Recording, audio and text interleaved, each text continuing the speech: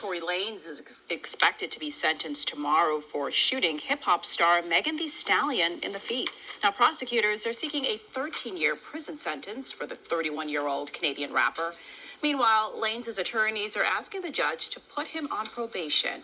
A jury convicted Lanez in December of 3 felony counts, including assault with a semi-automatic firearm. The shooting happened 3 years ago during an argument. This was in the Hollywood Hills.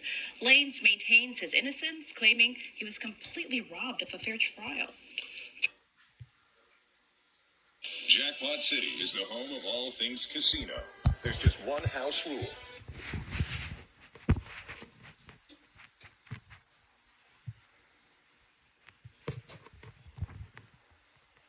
That first of all, this is a very sinister case, specifically because this woman literally beat down the door and walls to this makeshift cell before getting out. But here in Seattle, business owners along Aurora Avenue say they're concerned, they're alarmed by the horrors that these women deal with, that they see them deal with daily.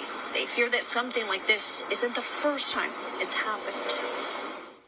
The disturbing evidence uncovered to date points to an individual's ongoing and escalating pattern of violence targeting women. Oregon FBI officials say 29-year-old Nagazi Zuberi held a woman inside this cinder block cell, which was built inside the garage of this home, which he recently started renting. With a metal door and a singular light bulb above for light. Officials say Zuberi picked up a woman for sex along Aurora on July 15th. Court documents say he posed as a police officer, pointed a taser, and kidnapped her. From there, Zuberi drove nearly 500 miles to his home in Klamath Falls, where he reportedly lived with his wife and children, allegedly assaulting the woman along the way.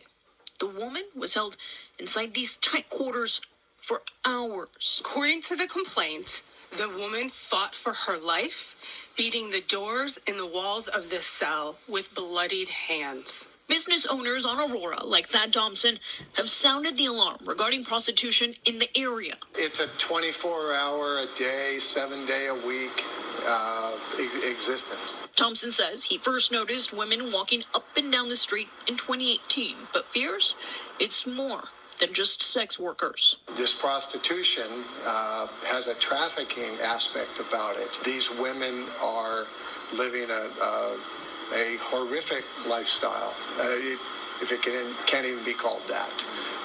Personally, I think that some of them are prisoners. In this case, officials say Zuberi had a plan. Operation Takeover was found inside his car with detailed notes.